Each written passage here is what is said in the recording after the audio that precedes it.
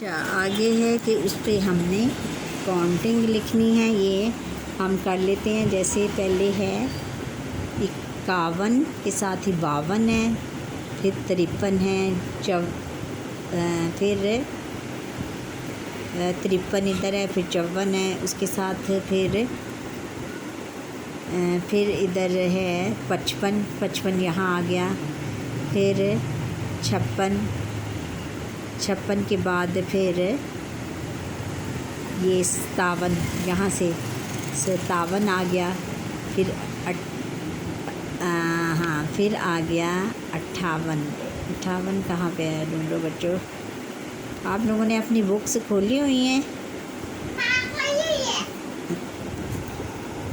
खोली हुई है। फिर इधर है 56, 57, 58, 59, ये 58 है, फिर ये आ गया साथ ही इसके 59 है, ये 59 है। ये देखिए बच्चे 59, इसको क्या बोलेंगे उर्दू को? 59 को उर्दू में कहते हैं 59। फिर इसके साथ ऊपर ये 60 है, 60। ये हमने चलो ट्री का हमने कर लिया। अब हम करते हैं ये पहले हिंसों में लिखेंगे लफ्ज़ी गिनती और फिर पहले हिंसों में लिखेंगे गिनती फिर लफ्ज़ों में। ये है 51 को उर्दू में कैसे लिखेंगे? ऐसे। और 52 को गिनती में ऐसे लिखेंगे और लफ्ज़ों में ये है 52। और फिर है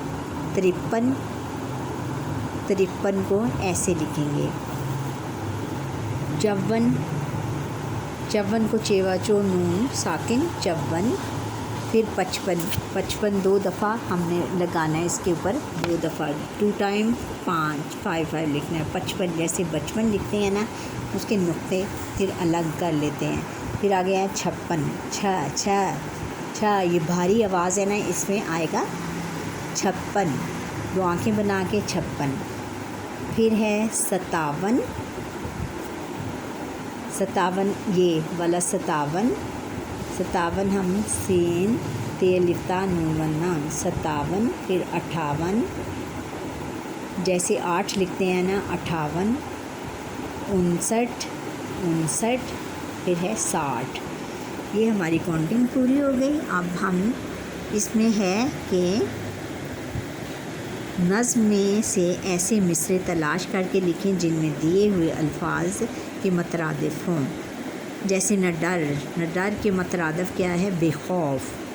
बेखौफ हैं, पाक हैं, सच्चे हैं। ये एक मिसरा बनाना है इनका। मिसरा लिखने जो नज़्म में मिसरा है ना, आपका मिसरा किसको कहते हैं? एक लाइन को, और 2 लाइन जो होती हैं उनको पूरा एक शेर बोलते हैं। आपको पता है बच्चों? पूरा जो लाइन होती हैं ये जैसे 2 लाइनें मिलकर बेखौफ हैं, पाक हैं, सच्चे हैं, हम पाकिस्तानी बच्चे हैं। अगर हम इसके साथ ये लगाएंगे हम पाकिस्तानी बच्चे, तो ये पूरा एक शेर हो जाएगा। बाग, अब बाग का क्या है? चमन। बाग का मुतरादफ है चमन।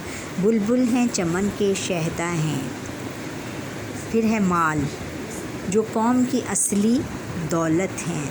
माल को क्या कहते हैं? माल को दौलत कहते हैं। परचम, ये झंडा सब्ज़ हमारा है। ये वो